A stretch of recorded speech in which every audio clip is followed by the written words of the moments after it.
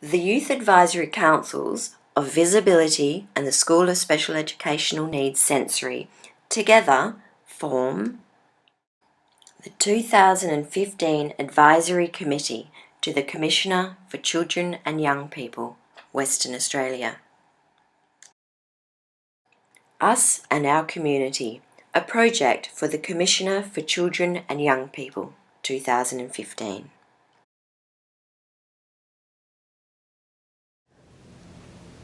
In March 2015, the Sensory Deaf and Hard of Hearing Youth Advisory Council and the Sensory Visibility Youth Advisory Councils came together to form the Commissioner for Children and Young People's Youth Advisory Committee.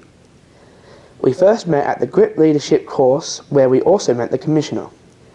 The Commissioner gave us free rein to think of a project that we could investigate throughout the year. Since then, we have ongoing meetings to design a survey focusing on social media and its impact on young people who have vision impairment or hearing loss. After we got all the surveys returned, we completed a report which focuses on the results. We also wanted to demonstrate the results in another format, so we had a day where we made 4 murals. This video is about that day. Tell us your name. My name is Jade. I'm Amy. I'm Abigail Pearsall.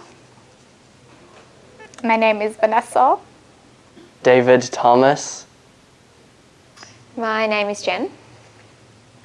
My name's Mina Mitrick. Yeah, my name is Ming. My name is Stephanie Behetz. My name's Tabitha. Harry.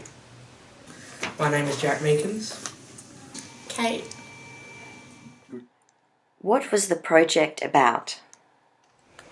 The project that the Sensory Youth Advisory Council have been working on this past year is for the Commissioner for Children and Young People. The Commissioner for Children and Young People met us one afternoon after a leadership thing that we did. The project was to inform the Commissioner on how we all feel about disability in social media and how it affects us as people with certain disabilities.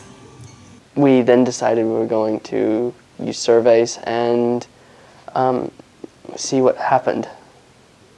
We brainstormed a few questions and then we spent a few meetings refining them all, and sort of then, like David, one of our tech guys, sort of put it together. He was really good. So we've put together a survey to ask them like multiple different questions, like how much they use it, how much they depend on it, what the effect it's had on their lives are. Basically trying to find out whether or not it did help or if it was a drag on their social lives. The effects it can do with cyberbullying on social media. How they interact with other people and how social media helps people with disabilities, essentially. Make sure that people are happy about social media.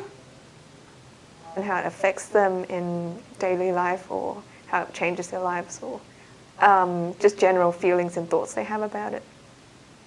And assessing its advantages and disadvantages to having social media. And then now we're in the process of making a mural, which will be really cool to kind of help express what we found. Did you find anything surprising about the results?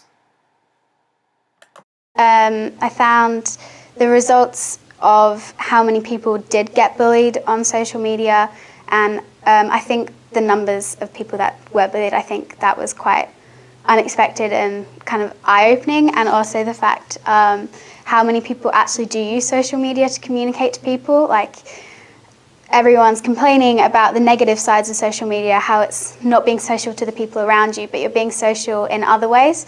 And I think that can develop a lot of other skills that people might not necessarily have. And I thought that was quite good. And even though people think negatively about social media, I thought that was a positive part of it, because it's kind of persuading people to be more social to things, to other people, and I really liked that.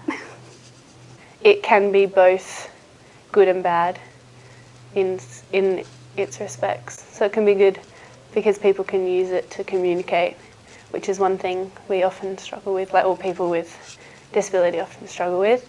But it can also be bad in terms of bullying and separation still. Yeah. A surprising amount of people use social media when with friends. It was quite interesting to see how some age groups were completely different to other age groups, or how hearing impaired and vision impaired thought of things in completely different ways or completely the same ways and things like that. I think not overly surprising in some situations. For example, the amount of time people spend on social media doesn't surprise me because young people can find the internet very addictive. So I think the results were somewhat normal, but for example, a lot of people chose not to answer some of the questions. I guess that was a bit surprising because maybe some people lack the confidence to share all the information with others. But yeah, the lack of answers for everything, probably the most surprising. Visually impaired was very underrepresented, and if this happens again, I think there needs to be more organization in ensuring that there's proportionate numbers of visually impaired and hearing impaired people taking the survey. I don't think so. I think because we all are in similar situations, we all kind of understood where it was going to go and how we were all kind of feeling, but it was good to see that there was a lot of positive stuff overcoming the negative stuff as well. What was the most challenging part to the project? The most challenging part was probably for me, figuring out all the numbers for the surveys and everything. Hardest, I think, just getting everything together. I mean, getting everyone, because it's quite a big group, so getting everything done by the due date probably has been the biggest challenge in organising things, but I think we've done it in the end. We've got there. Getting to meetings. I'm not very organised, so I tend to miss a lot of meetings and just trying to keep up with everyone else. I think the most difficult thing about the project is probably that our meetings, because the deaf and the blind have varying needs, it's sometimes difficult for everybody to work smoothly because there are interpreters and blind people can't obviously see the signing. The communication is a bit difficult. I think sometimes there is just general chaos at meetings and can be hard to get a lot done sometimes. But overall, it's not too bad because we've come a long way, succeeded in our goal. The data analysis was pretty hard, but also getting all the facts and the statistics that we got out of all the data and putting it into emotions that we could eventually put onto the actual mural, that's been really hard. What was your favourite part of the project? Oh, well, the combining of the two different councils was pretty good, like meeting more new people and things like that. That was fun. And then just sort of working on it, like the art project together, and then like coming up, brainstorming questions, things like that. I've enjoyed all of it, really. My favourite part of the project would have had to have been actually developing the survey and learning how Google surveys worked and learning how other survey technologies worked, whether free or paid. I did have some issues with accessibility, but we determined that Google survey would be the most accessible. I think coming up with the survey questions was quite interesting, like trying to find out what exactly it was we're trying to focus on, and getting the results back and looking at them as well. Some of the things were quite interesting. Working with other people, because I'm used to working with obviously the deaf group, and to be able to work with people who haven't got the same disabilities as us, to people with visual difficulties, I think that's nice because we get to work together and get an insight on other people and how we can come together to work on something that we both we all agree on. My favourite part was probably Doing the painting. Most definitely the painting that we're doing today. I haven't even gotten that far in and I'm having a ball. So My favourite part is actually seeing the mural coming together, because we've been planning it for a long time, and I think in the meetings, because we were doing it for such a long time, we couldn't really see it actually happening. But now that we're in there painting it and seeing it all coming together and having Paul drawing it all up, it looks really good, so that's really exciting. Do you have anything else you want to add?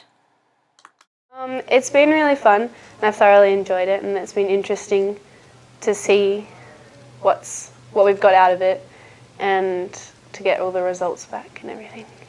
It's been good to work on this project, and I'm really glad that I've been a part of this. So yeah. I think it was a very good idea to choose social media and choose the bullying, the positives and the negatives, but focusing on the bullying and the unhappy side as well as the positive side. I think it was a really good choice to do the whole thing on social media because it's really eye-opening to people who might not understand what impacts it has on people. I think it's really good. I thought it was a really good idea. this one's been bouncing on my head for a while. As disabled people without help, we have a choice between isolation and humiliation. I was just really happy with everybody's input. It's been really good fun getting to know everybody and working together. It's been a blast. I think it's just great that we've been able to work together, and despite half of us not being able to see properly and not being able to hear properly, we've been able to come together and create something that's really cool. Yeah, that's it. I'd recommend joining the yak. Good work, Jen. Thank you. The Advisory Committee to the Commissioner: Harry, Vanessa, David, Mina, Ming, Rachel, Siobhan, Stephanie, Amy, Jack, Kate, Genevieve, Tabitha, Jade, Abigail and Cassandra. Many thanks to Ms Jenny Perkins, Acting Commissioner for Children and Young People WA, and Diana Dudek, Robin Green, Bev Vickers, Paul Deege, Steve Watson, Kay Garrett, Lorraine Farrelly, Sarah Arland, note takers, interpreters, Rebecca Hunt, Marie Cormandy, Sally Brown, Jacinta Newski, Ryan Honshooten, Pamela Davies, Stuart Carter, administration staff at Sensory and Visibility, and all the parents of the Sensory and Visibility Youth Advisory Council members. Copyright School of Special Educational Needs Sensory 2015, all rights reserved. No part of this video or any of its contents may be reproduced, copied, modified, adapted, or distributed without prior written consent from the School of Special Educational Needs Sensory. This video has been produced by Sarah Arland for the School of Special Educational Needs Sensory.